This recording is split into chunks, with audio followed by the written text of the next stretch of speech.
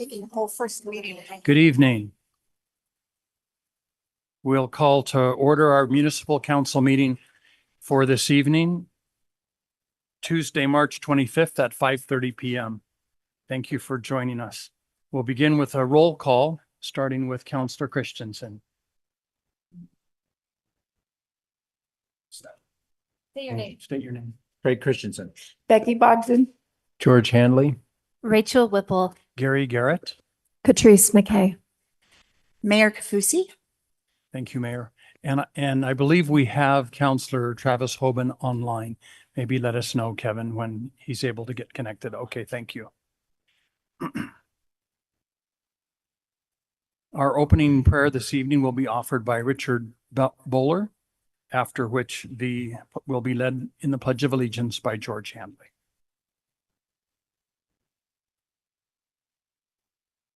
Father in heaven, we are gathered here together in the city council meeting to do the business of this city. We pray for thy spirit to be here with us, that we will conduct ourselves as thou would have us do. We pray for the city council members and other staff of the city here, that they will be able to be wise in their decisions and in their queries. We bless those who have come here with concerns and that their questions will be answered and their concerns will be taken care of. We pray that thy spirit will be with us as we meet here together, and that we will be always in service to thee and in humility. And this we do in the name of Jesus Christ. Amen. Amen. Thank you, Richard. Please rise. I pledge allegiance to the flag of the United States of America and to the republic for which it stands, one nation under God, indivisible, with liberty and justice for all. Thank you, Councillor Handley. First on the agenda, we have a presentation by Mayor Kafusi and John Borgett, recognizing our Provo City Employee of the Month for March.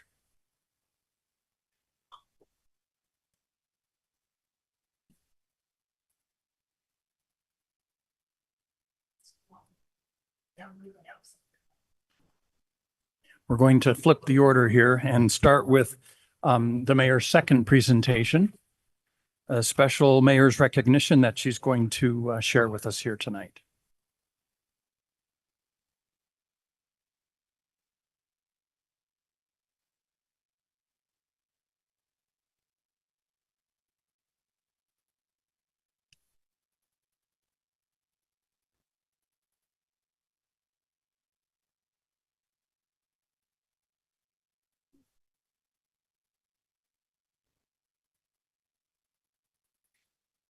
Chair Garrett and Vice Chair Whipple and members of the Municipal Council. My hometown is a unique partnership between Provo City, the Church of Jesus Christ of Latter-day Saints, volunteers, and residents of the South Freedom, Pioneer Park, and Dixon communities. They work together with businesses, nonprofit organizations, schools, and other faith groups to revitalize these neighborhoods in our community. Whether it's in classes at the community resource centers, working on days of service projects to beautify and repair homes, or getting to know each other at organized community events, these neighbors are joining together to learn and serve one another. So just this past year, some fun facts. There were 1,648 residents who took classes at the community resource centers. Classes included English as a second language, Spanish, American Sign Language, basic computer literacy, financial management, parenting skills, sewing for home and profit, elementary school preparation, small space gardening, basic home repair, youth choir, watercolor painting, tutoring, and private piano lessons. The volunteers completed 35 home improvement and beautification projects in the target neighborhoods with over 1,450 volunteers coming to lift a paintbrush, pull a weed, or other acts of service. There have been 5,300 residents participating in the My Hometown community events. In total, there were 2,279 volunteers with the My Hometown program, volunteering over 45,664 hours. Using the national guide in putting a value to a volunteer's time, the dollar value of the volunteer hours at $29.50 an hour equals $1,347,088. So in the audience tonight, we have some of the volunteers who are donating their time, skill, and life experience to help teach classes at the Community Resource Center, organize the projects for the days of service, or plan the social events that are bringing neighbors together. So will the volunteers from the My Hometown please stand to be recognized?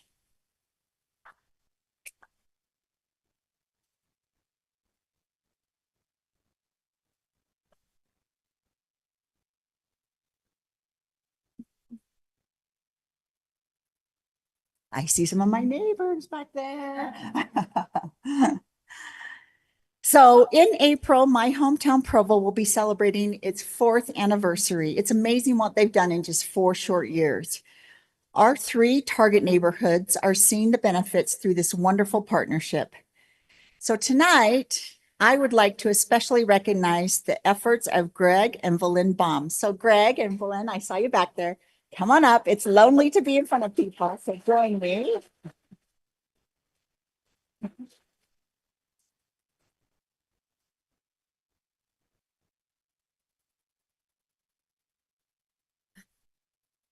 They stand right here.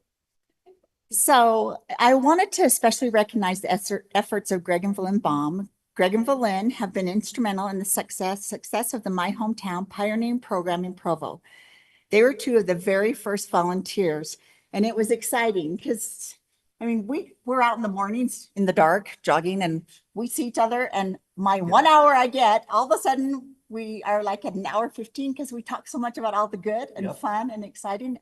And usually I start to cry and he's just like, she's crying. But it is the truth. I just love it so much. It's such a wonderful program. So My Hometown, and we now have over 100 ongoing volunteers who volunteer several days a week. So Greg and Valyn were originally serving as directors. This is what happens when you're good at your job. Directors over the Pioneer Park neighborhood. But over the last year, they have been serving as the city chairs, which have the responsibility for coordinating and leading the 3 neighborhoods in Provo. Provo has become the example of how to do the program right and have been asked to help train new communities like Orem. There's been multiple mayors that have said, and we were told by the church to come to Provo and be trained. And it's been really exciting that we are the ones that they're coming and sending them to. But the Baums have helped set that standard. And so every time a mayor calls and says, the church has asked us to come, mayor, and see what you're doing in Provo, I always think that's what they get for doing it so good. So tonight, I am recognizing Greg and Valyn Baum for their leadership with My Hometown's mission, which is to inspire neighbors who dare to dream and grow to learn, love, and lead. And I am giving them the Mayor's Award, which is, we don't give these out very often. And so I put a lot of thought into this, and they are so deserving. And I couldn't imagine them going off this project without being recognized in our community. So again, just wonderful, amazing people who have the service heart and know how to do it right. So thanks for making us all look good and lifting our community. It means the world to Well, us. thank you. Thank you.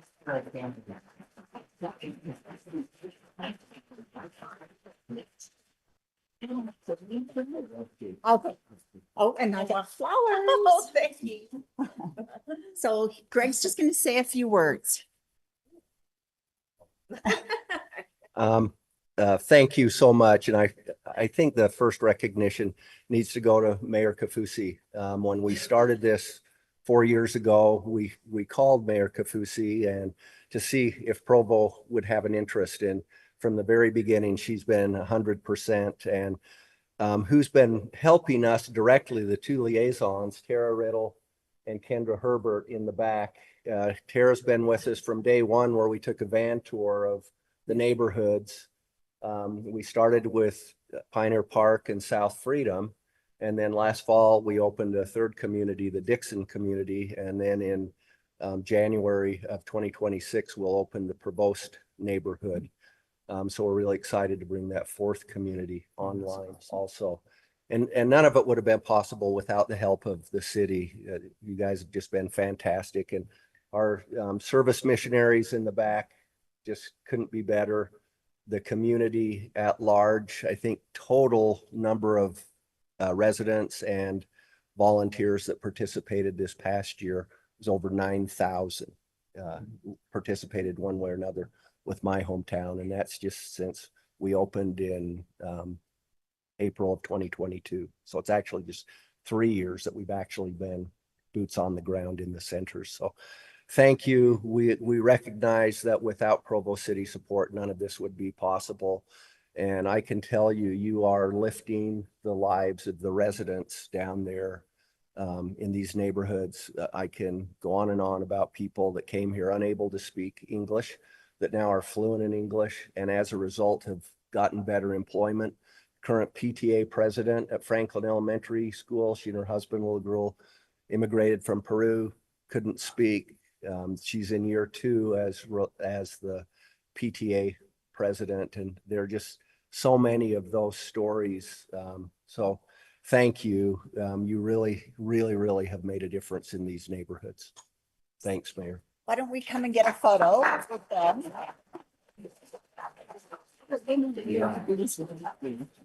Well, I do. We can have Provo City. Let's hop up here and Okay. get a picture with the council.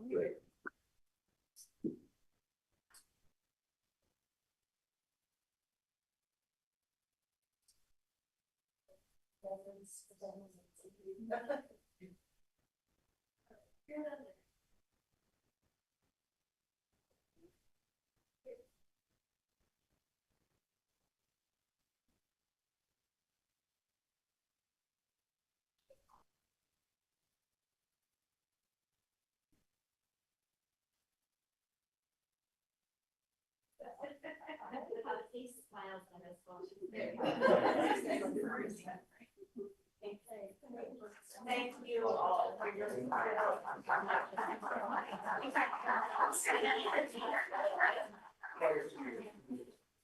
best city council ever.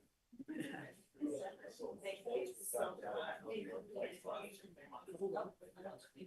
you so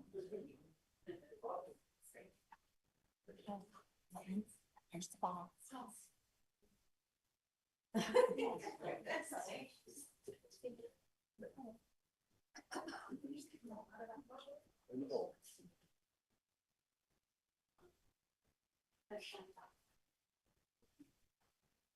Okay, now we'll go ahead with the second recognition presented by Mayor Kafusi for Provo City's Employee of the Month. Right. So this is our Employee of the Month. So it is a privilege to stand before you today to recognize an exceptional employee whose dedication, professionalism, and service has made a meaningful and lasting impact on our community. While One Provo is built on the strength of collaboration and teamwork, it's also important to highlight the remarkable contributions that individuals make in their roles each day here in the city. This evening, I'm pleased to invite our Administrative Service Director, John Borgett, to present the March 2025 Employee of the Month Award to an outstanding member of our Provo facilities team. Thank you, Mayor and the Honorable Council. I'm so excited to present Jennifer Roberts. Can you come up, Jennifer? Can you bring your family too, please? That'd be awesome. You got our cute little boys here. This is Jax, Jeremiah, and Corbin. Yeah. So fun. Yes, it works. I'm sorry. So- So cute. Yeah. So when we hired, approximately about 2 years ago, when we hired Jen, I remember the interview like it was yesterday, and I knew immediately that she was going to have a real positive impact on facilities and also on the city. In her role, she's kind of the voice of the facilities department. I want to have, come on up, Travis. So I want to just say a couple things. First of all, as I thought of Jen, I thought of three characteristics that I think are really significant. Number one, she is very personable and everybody likes her. She works with our facility technicians, and she, like I mentioned, she talks to the employees, works with all the employees.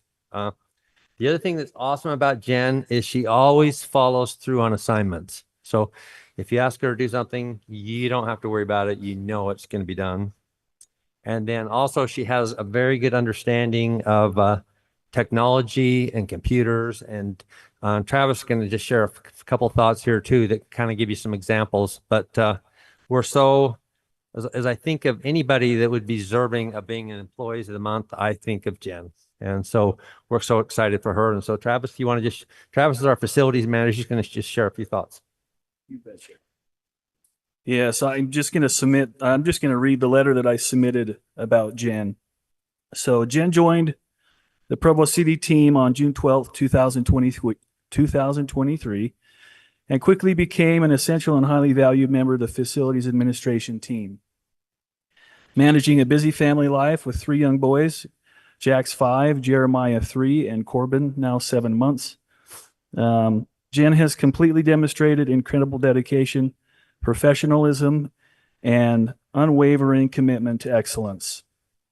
Jen has played a pivotal role in getting ServiceNow up and running, and she continues to enhance and optimize the platform to ensure the facilities technicians stay organized and efficient. Her efforts have significantly impacted streamlining workflows and improving day-to-day operations. Additionally, she was instrumental in creating our facilities website, which has further enhanced communication across the department. If you have had the opportunity to work with Jen, you know it's always a positive experience. Many employees across the city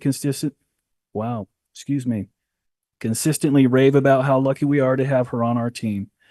Jen is known for her ability to get things done, her proactive approach, and her positive attitude, making her a go-to resource for anyone needing support. We are thrilled to recognize Jen as Employee of the Month. Her contributions have impacted our team and Provo City, and we are incredibly fortunate to have her on board. I present to you Jennifer Roberts, Employee of the Month.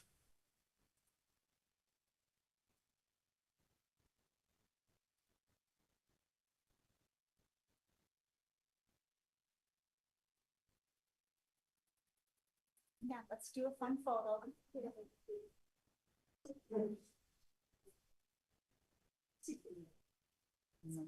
I don't know if you can hold this and your cute Corbin.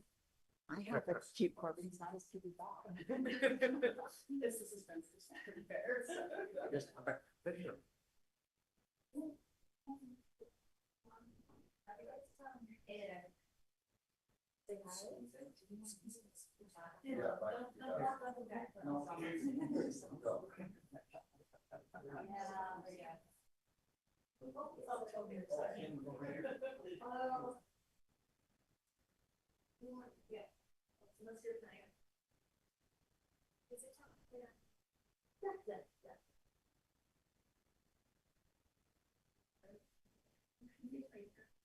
is the fun one. Oh, you're gonna really go up and down.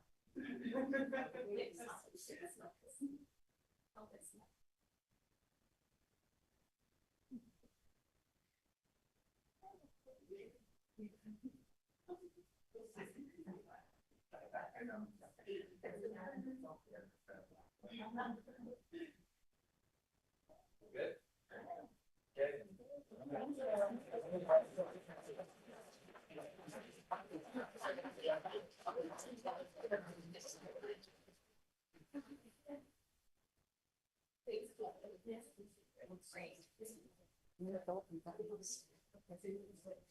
Hey, Jen. There's a little card in here. Don't miss it.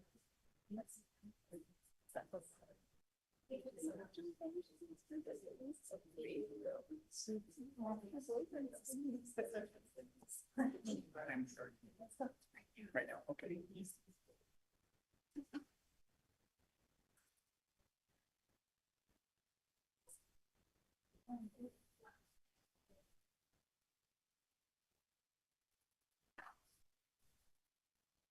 We'll excuse Mayor Kafusi, who has meetings in Salt Lake City, and I think shortly welcome Deputy Mayor Isaac Paxman to the stand. Next on our agenda, we have public comment. Let me just review with you some considerations for our public comment. As indicated on the screen, a required public hearing will be held for certain agenda items prior to city council action. After each item is presented, time to comment will be provided for those who wish to speak. For items that do not require a public hearing, public comment will still be taken following the presentation of the item, but will be limited to 10 minutes. At this time, up to 15 minutes have been set aside for open public comment, which is intended to allow comment on matters that do not appear on the agenda, but are limited to topics regarding municipal business or within municipal council purview. Persons who wish to speak during this time to an item that is on the agenda will not normally be afforded a second opportunity later on the agenda. During any public comment period, each speaker will generally be limited to 2 minutes. Due to noticing requirements, no formal action will be taken in the meeting on matters that do not appear on the agenda. Those with comments are invited to approach the podium. If you're listening by Zoom, just use the raise hand feature on your computer, and we will alternate. Please, if you'd like to comment, please just state your name and city of residence. We'll open public comment at this time.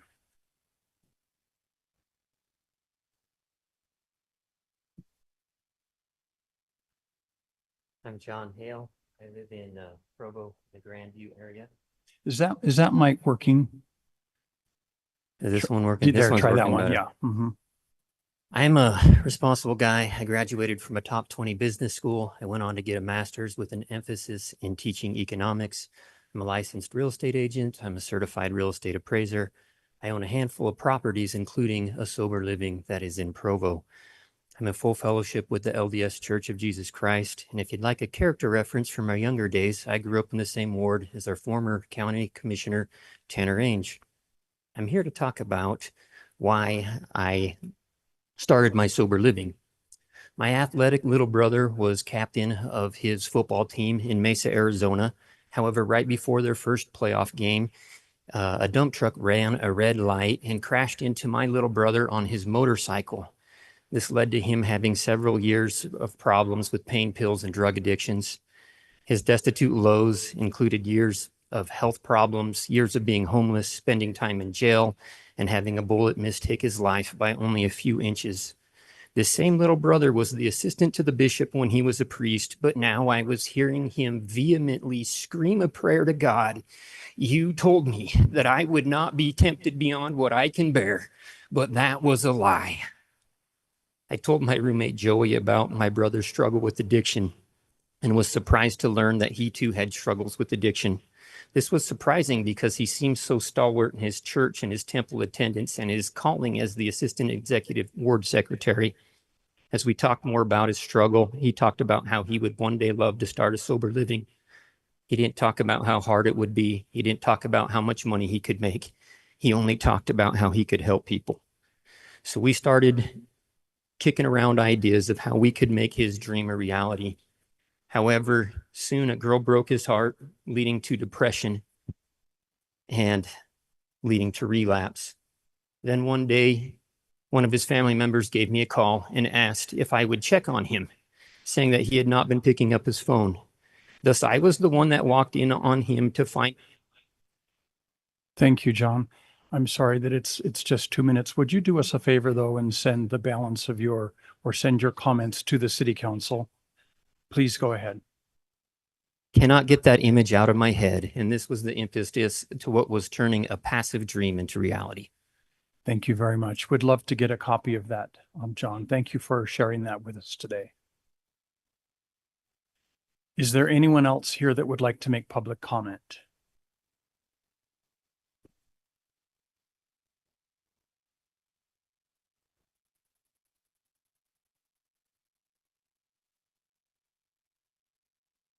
I've never done this before, so I'm a little nervous and my words will be clumsy. Just state your name and city of residence. Lord Orem.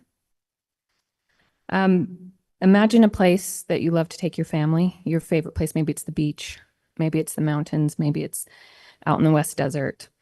And then imagine while you're there that 30 feet or a stone's throw away from you are 3 large warehouses that kind of just sink your heart and diminish that experience for you. I think you know what my concerns are addressing this evening. It's the development along the Provo River, the rezoning of the land there, and the development of the 3 large warehouses. I've been what I will say is a resident of the river for over 35 years. Me and my family, that's been a sanctuary for us that we have immensely enjoyed. It's kind of like my bit of England in Utah. It's this pastoral place where you can go and not see a building in sight. All you are is surrounded by nature that's a bit wild and rural rather than manicured like the great parks that we have in the county. My concerns about this development are multifaceted: environmental impact on the water quality, soil quality, all the native plants that are there, not native plants, not every plant is native, but the mature stands of trees that offer shade. In fact, last week there was a gentleman walking the river from Mapleton, and he comes from Mapleton to walk the river because of the shaded pathway along the river. There was another lady who'd come down from Pleasant Grove to walk along this section of river just because it's beautiful. The other thing is the wildlife health and preservation. And then more importantly for me, the value of human experience in our communities. And I do hope that the Hallidays can sell their land and retire. I hope that for them, but I hope that you can find another location for these warehouses and that there's lots of uses for this land. It could be a beautiful Provo reserve. And Thank you, Lori. Is that on the agenda in 2 weeks, Justin? So it's not actually a rezone, it's just a text amendment change for specific land uses within those areas. To be heard on April 8th? Yes. On the 8th, yes. And is it Lori? Thank you very much. thank you. Any other public comment?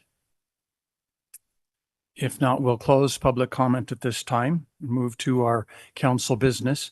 I will mention, in case, if you saw on the agenda, the final item, item 9, related to permitted uses in airport zones to add a data center in that area, that item has been continued. So that item will not be heard tonight.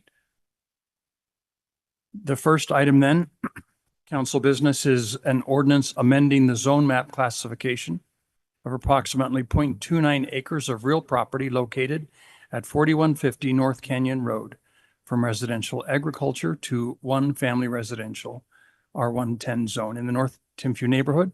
This will be presented by one of our planners, Jessica Donachie. Yes, so this is a revisit of something that you heard last council session. We're just cleaning it up and correcting the amount of acreage that was proposed to be rezoned. Before it was 2 parcels. Now we've brought it down to just the 1 parcel that they want to rezone. But as you can see, it is still surrounded by residential zoning and residential properties. So it does still meet the designation and design of the neighborhood and will have no harmful impacts on the surrounding properties. Any questions? Any questions for Jessica? Thank you, Jessica. This item is open for public comment if there are any here who would like to speak to the topic.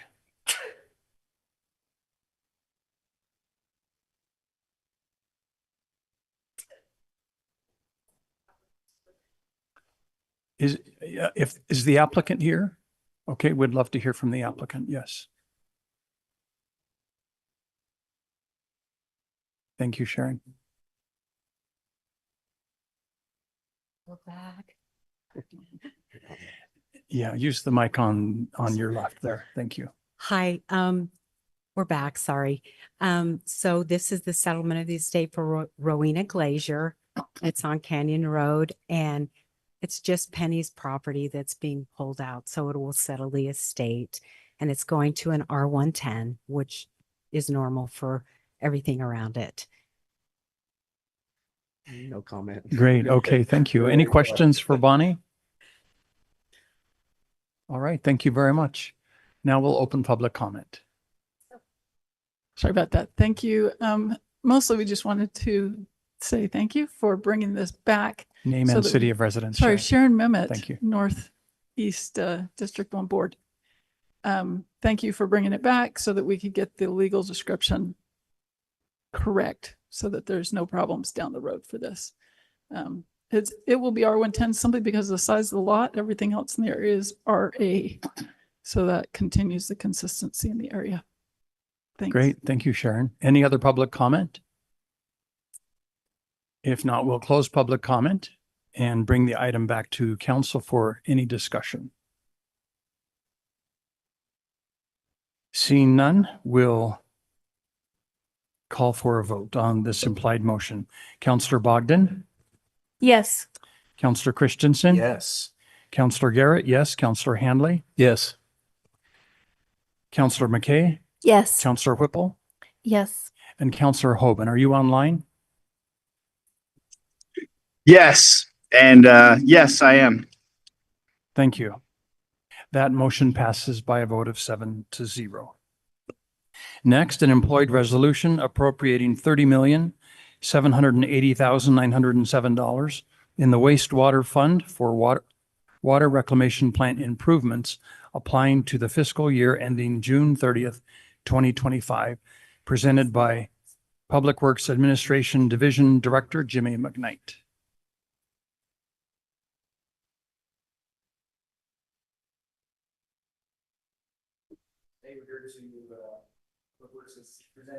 This appropriation.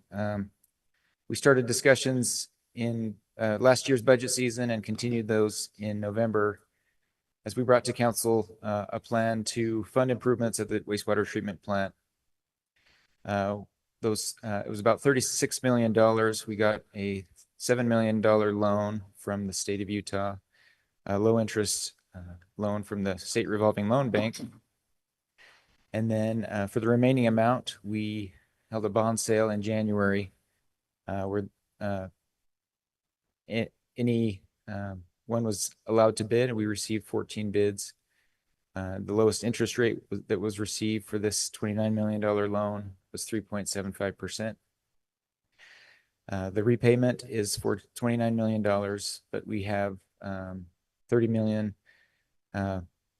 million to put toward construction due to reoffering a premium associated with the bond.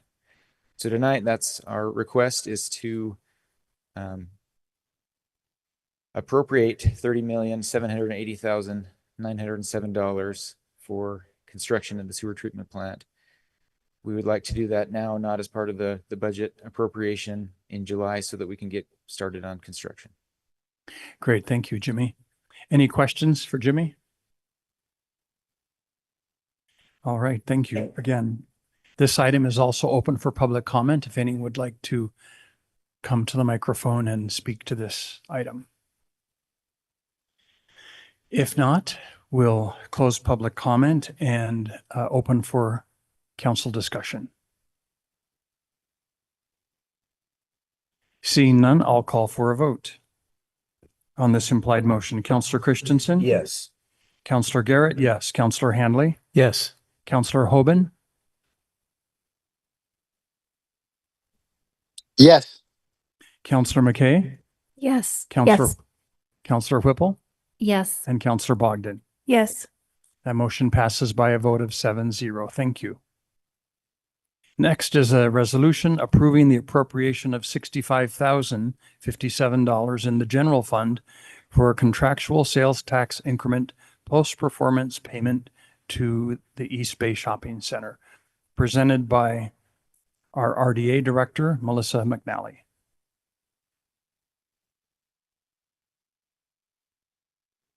Thank you. We are asking for an appropriation for post-performance sales tax reimbursement incentive for the East Bay Shopping Center. This agreement was made in 2018, and it was to help fund the bringing in of the Ross retail store into the East Bay Shopping Center to help revitalize shopping in that section of Provo. We're asking for $65,057. This is the 5th year in our 10-year agreement with the East Bay Shopping Center. And this is representative over the 5 years, a total of $306,155. Do you have any questions for me on this item? Any questions for Melissa? Thank you, Melissa. Thank you. Are there any here from the public who would like to comment on this item? If not, we'll come back to the City Council for discussion. Seeing none, we'll go ahead and call for a vote. Councillor Hanley. Yes. Councillor Hoban. Yes. Councillor McKay. Yes. Councillor Whipple.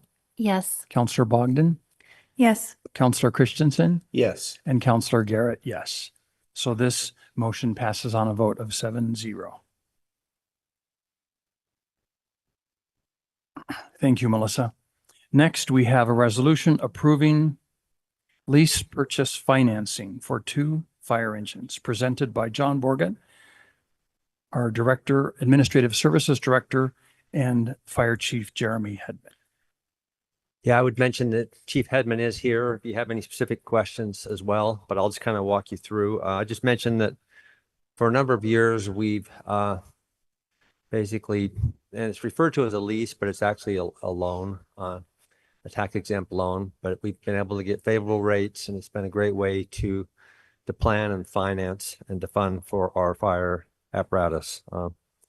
Just mentioned that we did go through, this was discussed in the work session a couple of weeks ago. I'll just mention that the fire department seeks to enter a tax exempt lease to purchase agreement with Webster Bank, which I would mention there was a competitive bid. There's about 7 other bids, and this was the low bidder at 4.12%. In order to fund Type 1 Rosenbauer fire engines and related equipment, the amount of the loan is $2.7 million, effective April 1st, 2025. The final maturity will be on April 1st, 2033. So it's an 8-year loan, and the interest rate will be 4.12, like I mentioned. And so with that, I'm happy to answer any questions. And as I mentioned, the chief's here too, if you have any questions for him. Thank you, John. Any questions for John or for Chief Hedman?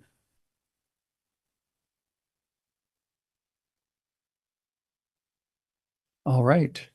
We'll open this item also for public comment if there are any here who wish to speak. If not, we'll close public comment and bring this item back to the council for discussion. Chair Garrett. Yes, Brian. I know that there was an email circulated about the fact that the exhibits had been updated. The resolution itself actually also needs to be updated. The amount was slightly wrong. Kevin, if you can put it up on the screen. Just to follow it's technical, I know, but just to follow our procedure, we should make a motion to amend the resolution to change that number to Heidi. It's $2,707,500. And whoever makes the motion doesn't need to try to remember that number. I just wanted it on the record what the number was. So if somebody could make a motion to amend it to the number that Heidi just said. I make a 2 million. motion that I make a motion that we change the financing number here to the number that Heidi just said. 2,705,000. No. 707,500. So it's $7,500 more than what's written here. Yes. Okay.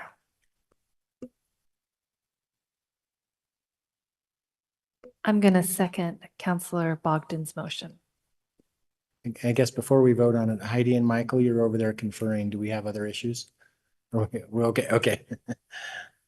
So this is a motion just to change the text of.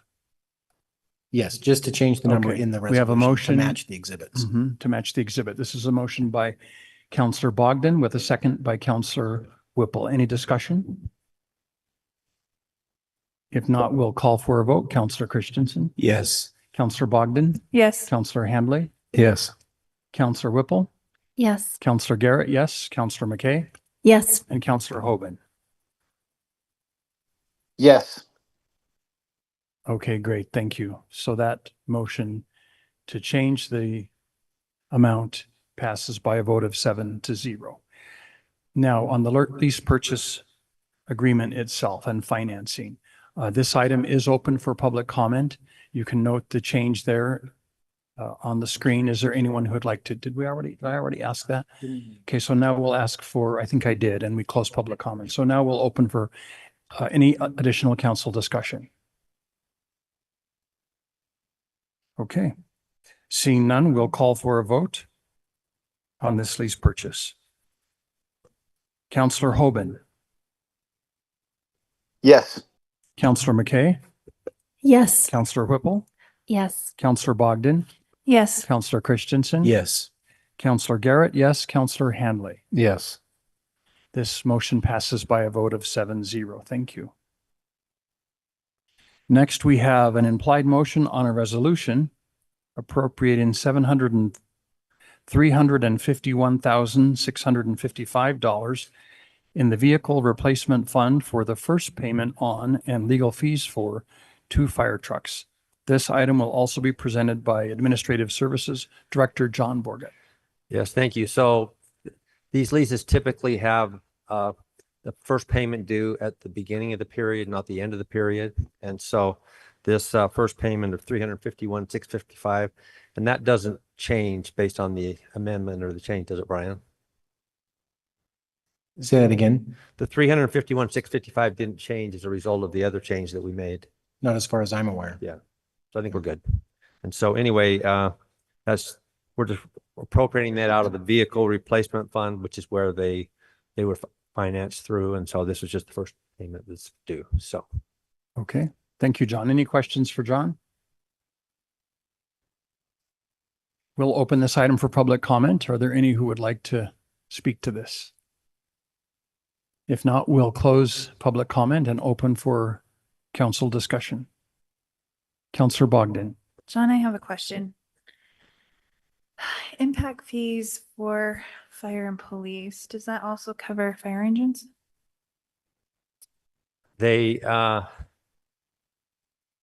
it has to meet certain qualifications, but it can. But we, as you remember, we spend a significant amount on the fire station, and we're kind of looking at and evaluating that as far as some other police needs. But based on certain criteria, they can. But it's also, you can only utilize the commercial impact fee. The residential impact fee does not qualify for that. And so that's a good question, though. I thought I remembered that when we were looking at merging those two together. Yeah. Okay, thanks. You bet. Any other discussion?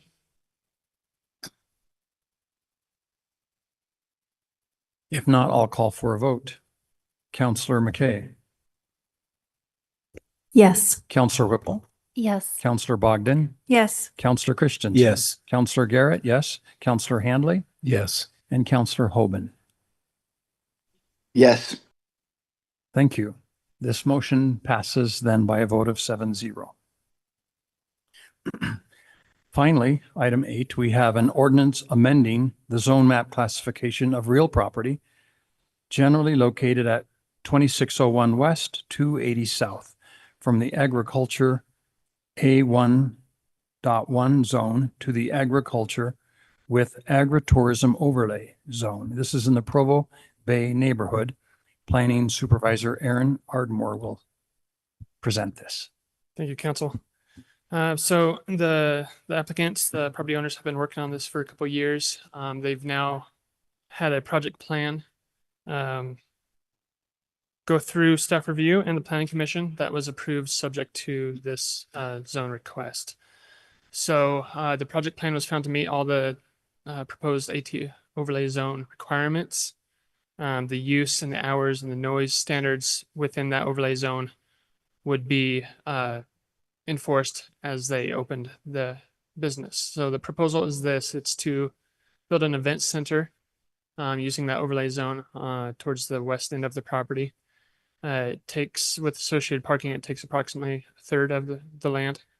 So that meets the zone. The overlay zone was meant to help keep agricultural uses in Provo City. Because of that fact and this meeting those standards, staff has recommended approval on this, as has the planning commission. If you have any questions, I'll try to answer those, but that's all I have prepared for this. Thank you, Aaron. Any questions for Aaron? Do we have the applicant here that we could ask questions? If the applicant is here, we would invite him to come forward and make any comments and respond to any questions. Hello, welcome. Hi, I'm Barry Finch. I guess I'm the applicant. I would ask that I prepared a brief statement, and so is my wife and my son, and I'd be glad to answer any questions after we do those. I think that would be great. the best. Thank you. So this has been a journey for us, 2.5 years that we've been working at this. I had you out at my place when this was just an idea and nothing even resembles what it was then. It's in a completely different location and it's grown and become a lot nicer. During that 2.5 years, we've met twice with the staff, countless phone calls and emails and texts. We've met 3 times with the planning commission.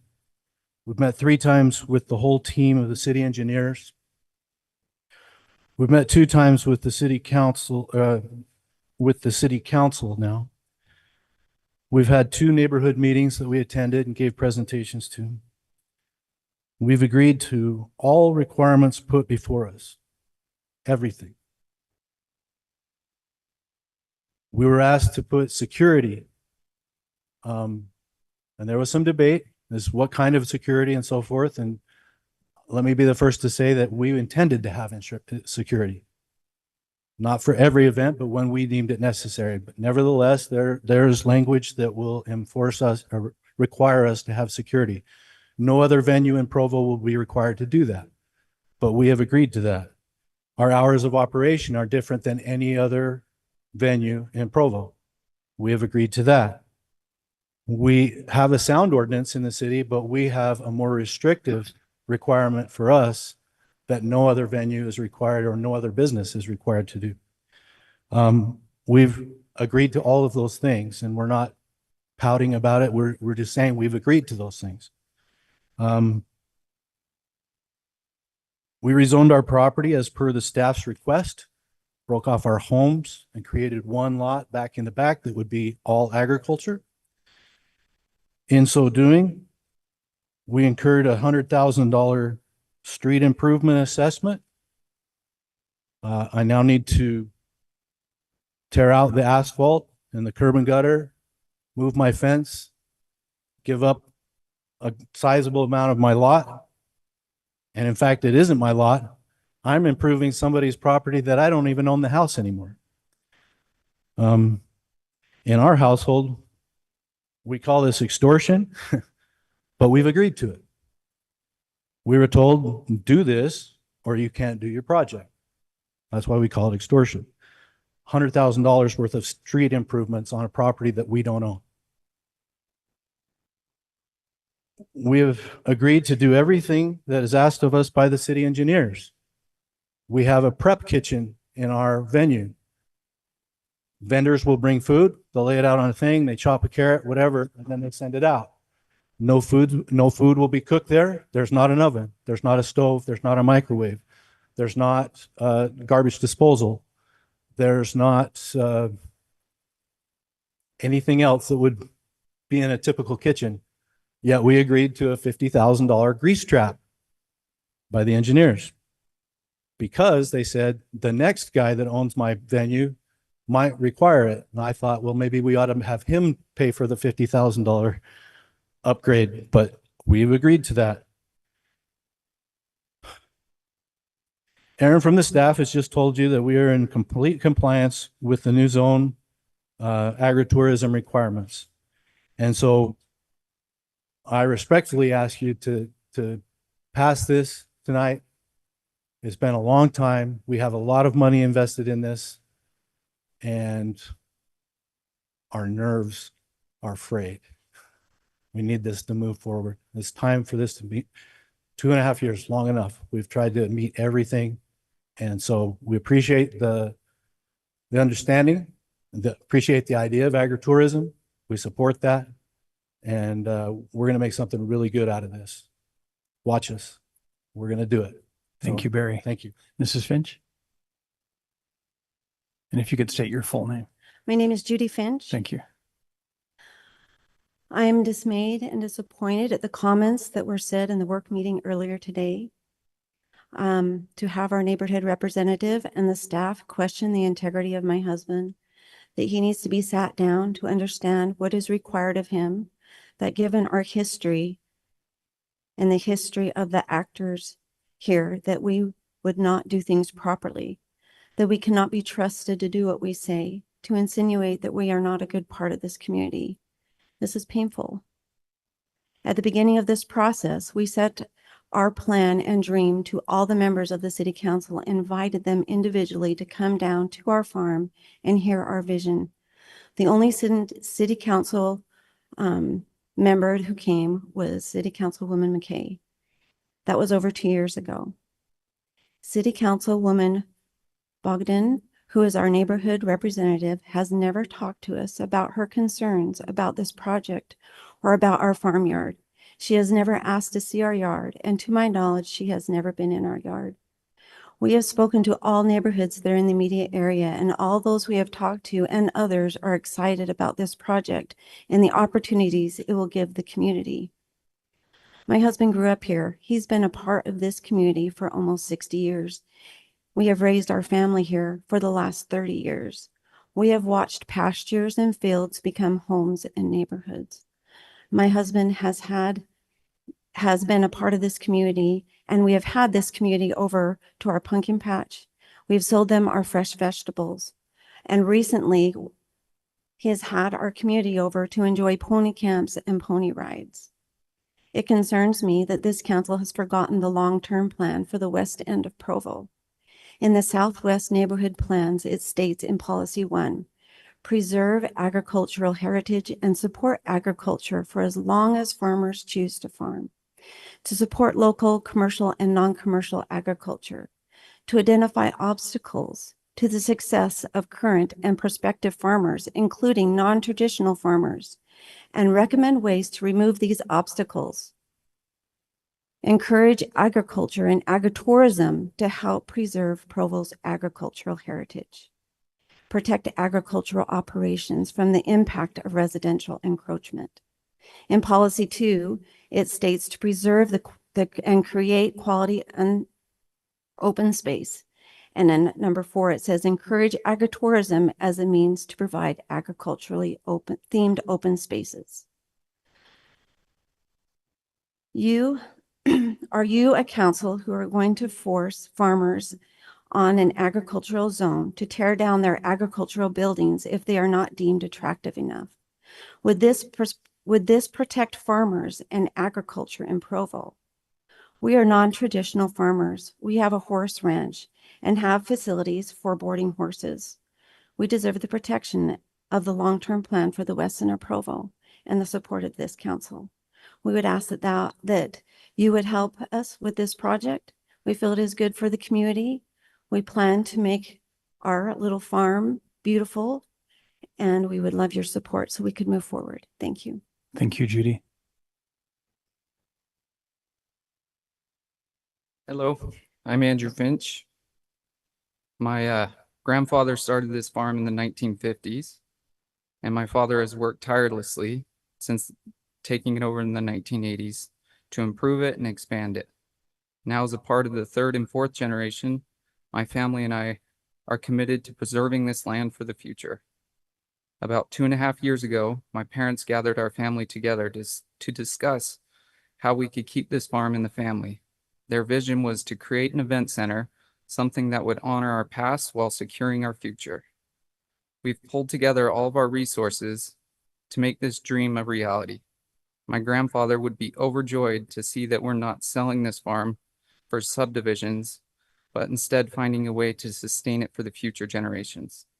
Agritourism is a proven way for small farms like ours to create new income streams and remain viable. This event center will allow us to keep our farm in the family, continue contributing to our community, and preserve the land for generations to come. I urge you to pass this project so we can make this dream of ours a reality. Thank you, Andrew. Are there any questions from members of the council for any member of the Finch family for clarification? Counselor Whipple. Thank you so much. So you heard my question in the work meeting, which was looking at the Google images or the existing structures on the property, it doesn't look like it matches up exactly with what I'm seeing on the screen, like where those buildings are located. I just wasn't clear which of it looks like you have like a dozen or so structures that are kind of with each other, which ones would remain and which ones would be taken down. So where the road is going down through there, the proposed road. Yeah. The bulk of that was an old dairy facility, a lot of concrete, big silos, big concrete walls that were 2.5 feet wide and 12 feet tall. All that's been removed. On the south side of that whole, see where the bend goes? From where it straightens out to the parking lot, we have a brand new barn, I think is attractive. It's got brand new tin on it. It's got contrasting siding on it, on the corners and everything. We've tried to make it nice. So the street itself will have, that's on the south side. So that's all our customers will see is that. The only thing they will see is a horse sticking its head out the back. Okay, exactly. All the business side is on the other side.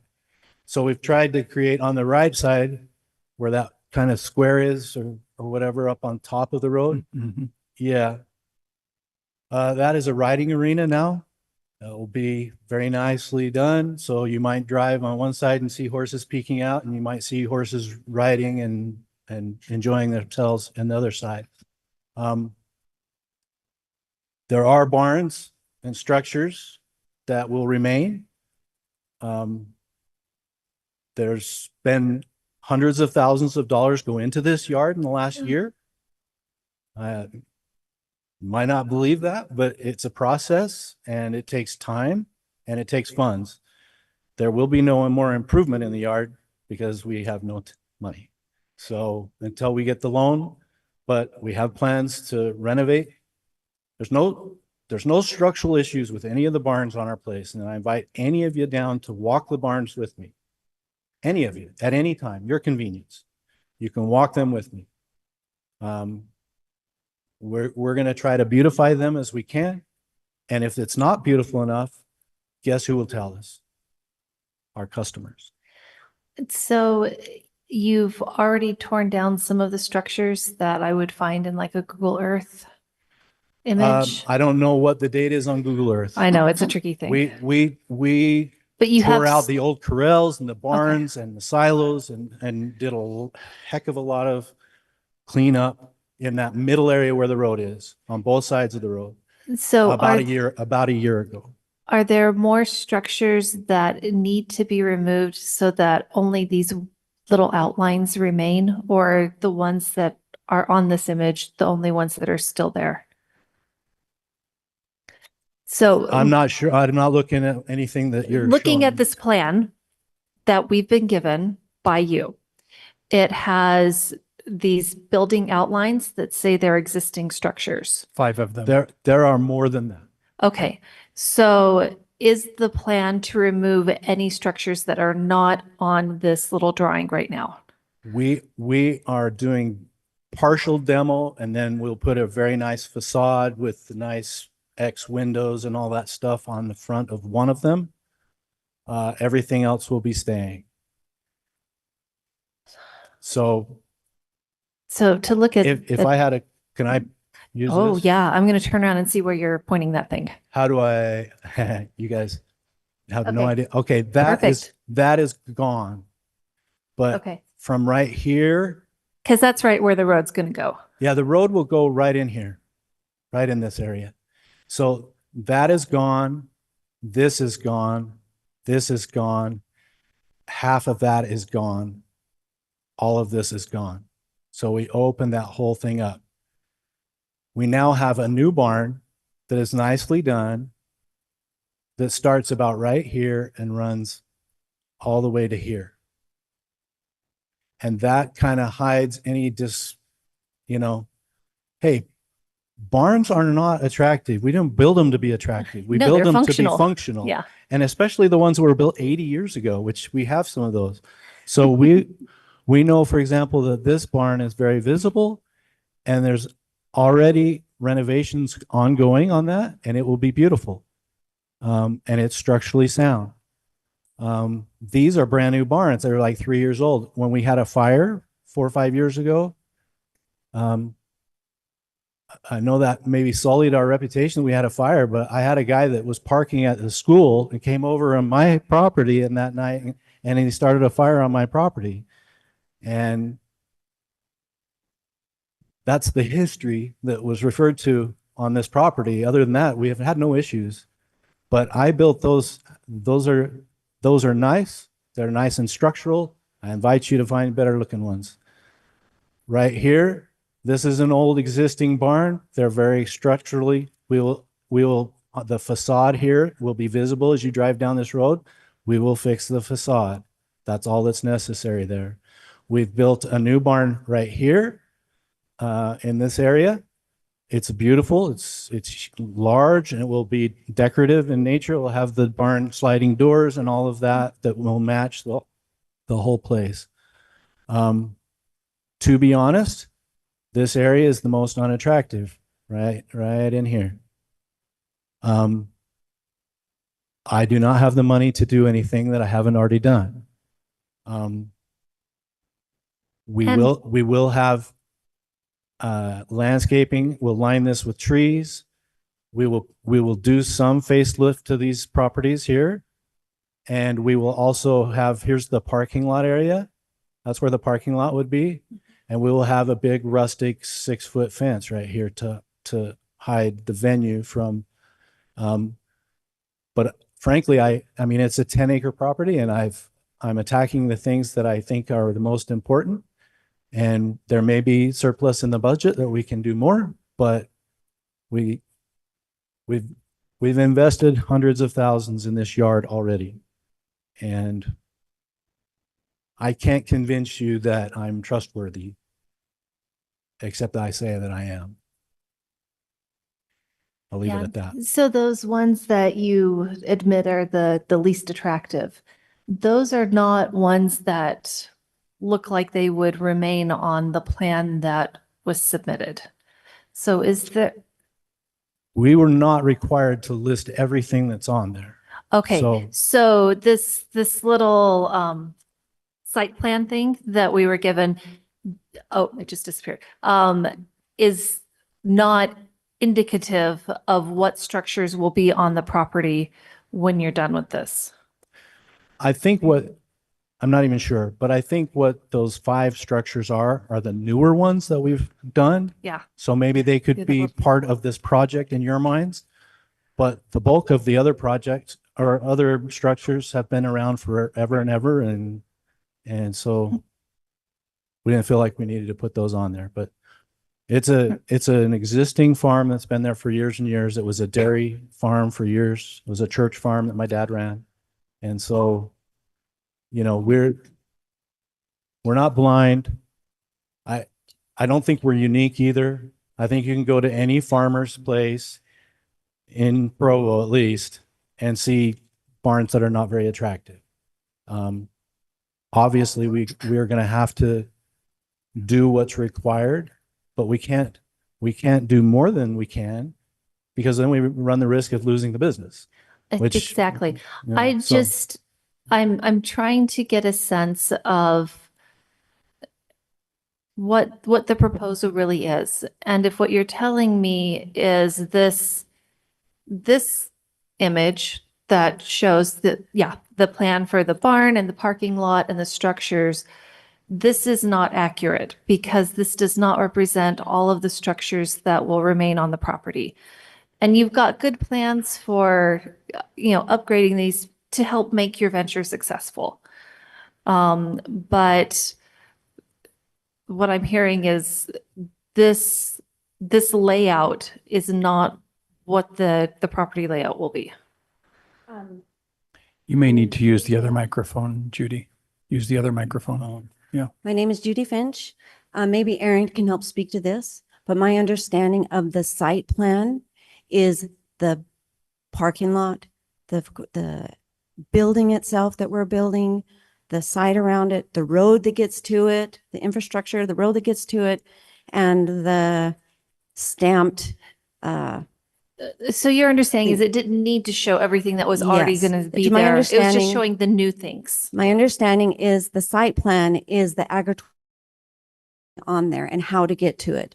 It's not the agricultural farm land. It's the 3% that they're allowing us to use for the project. It's the project. It's not the farm. Okay, that's really helpful because I was trying to see how everything's going to fit together, and where the structures weren't matching up with this proposal, I had confusion. So let me show you what is part of the proposed plan. So there we go. Oh. All right. So we will improve this here. Again, I don't own this property, but I've got to move the fence and I've got to spend about $100,000 to widen that road. I will put at my own expense a locked gate and a nice entrance that says Finch Farms family, the wedding venue names, 9 acres and all that. You will come down. The idea is that this will be tree lined. I actually think this is incorrect. I don't think I'll start tree line there, but we might have some flower beds here and here, and we'll start the tree line here. And it goes like, just so you understand the size of this, It's long. it's 900 feet to the barn. So when we talk about, this is a little bit of an aside, but when we talk about impact on other neighbors and so forth, we don't have a neighbor within 800 feet of the barn. Nobody. There is a house down here at the bottom, but it's not a residence. It's never been a residence for years. It's a storage facility. So John Hinckley is way down here, and the closest neighbor would be clear up in here, right here. That would be the closest neighbor. Okay. So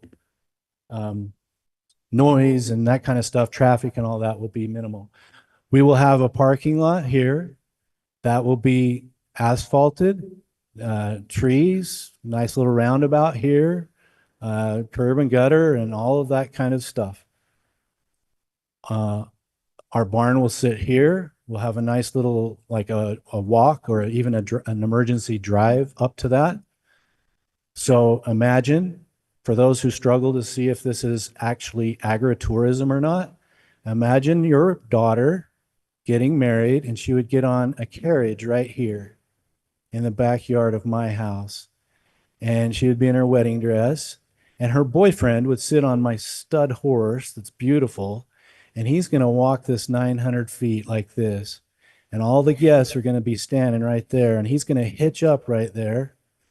And then the bridesmaids are going to come on a nice little wagon and a team of horses, and they're going to come down here and they're going to park, and the future husband is going to help them get off. And then so many times we have the little 3 and 4-year-olds that throw pedals. Why not throw them in a cart with little tiny ponies pulling that? And they're going to park there. And now the grand entrance, here comes the bride.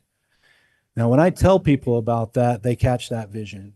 they catch the connection that there is with agriculture, because they can't get that at the Excelsior Hotel, and they can't get it in Draper, and they can't get it anywhere else. Here, we can do that, and that's our plan. The rest of, I don't see my button.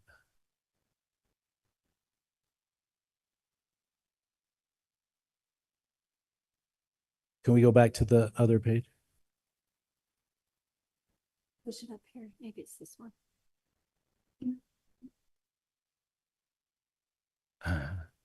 All right, I don't find this working. So where the barn is, that whole perimeter there, not the parking lot. You see the parking lot? That whole perimeter there will have a horse track all the way around it that we can give cart rides or pony rides or whatever they want to do. Up in the upper left-hand corner, closer to, yes, there'll be a petting zoo where you can actually interact with animals. You can go in there and substitute the husband for a donkey, or you can pet a llama, or you can do whatever you want, and imagine the photo ops. Imagine the photo ops that you can do there. But that will be a hands-on, get inside, sit on them, take a picture, do whatever you want to do.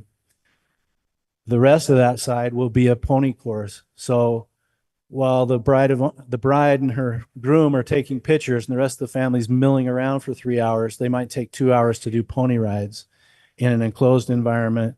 Right there, we have a fleet of ponies that are great, even for bigger teens and stuff like that. Also great for quinceañeras and stuff like that. On this lower side, on the bottom left, there'll be a playground for kids, so we can have birthday parties and other things like that, pony parties. There'll be, just east of that will be a nice pavilion that can be part of that experience. But that whole area in the middle surrounding the barn will be landscaped, be grass and trees and big flower beds and tree beds.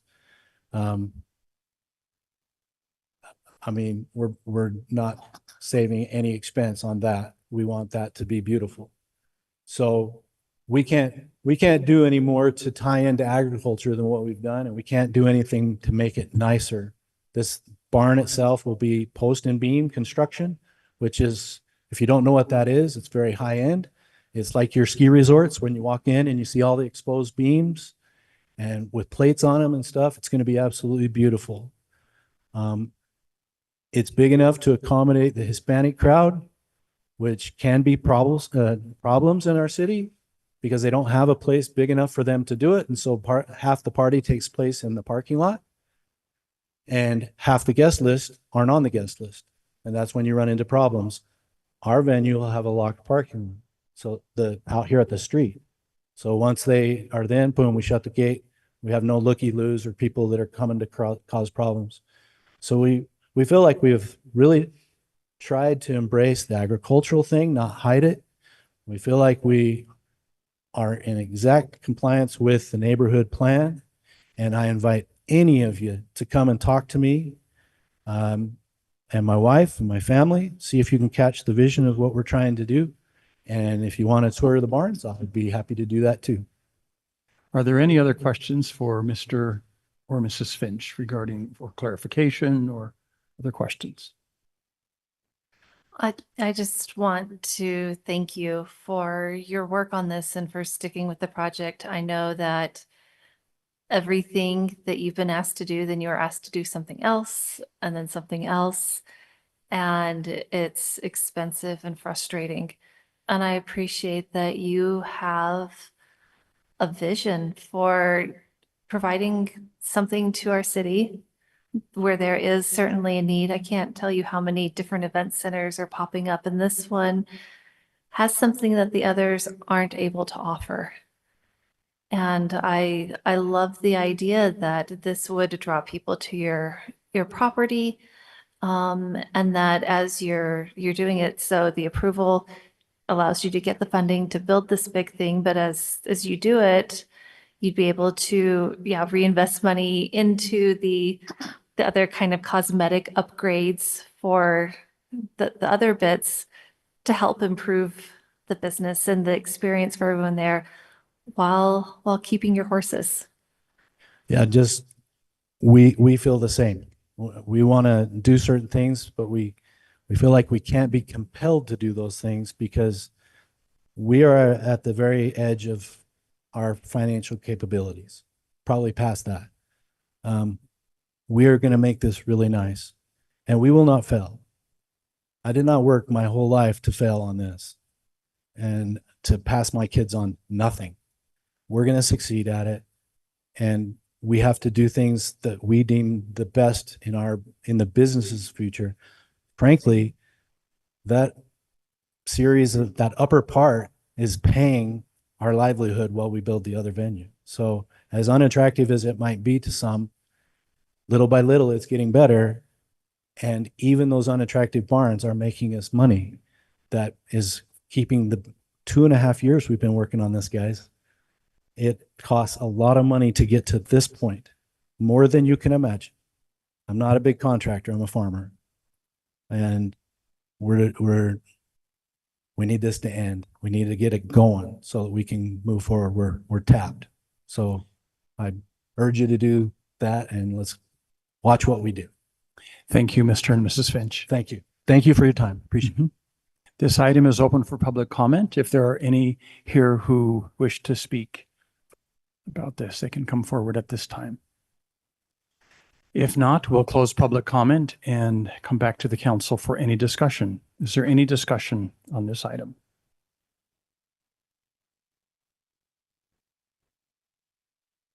Are we ready for a vote? Okay.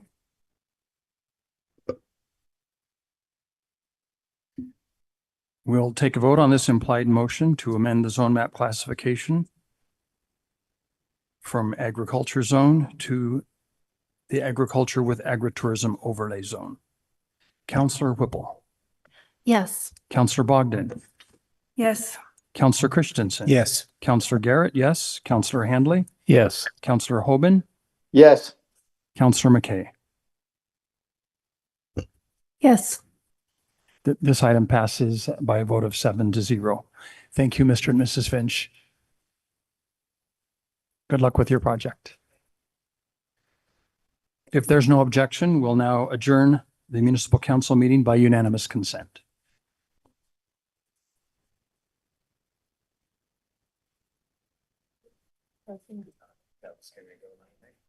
Recording stopped.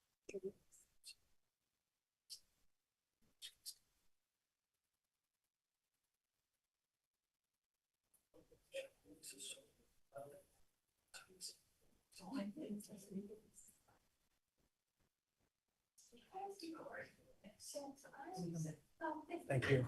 Thank you, Adam.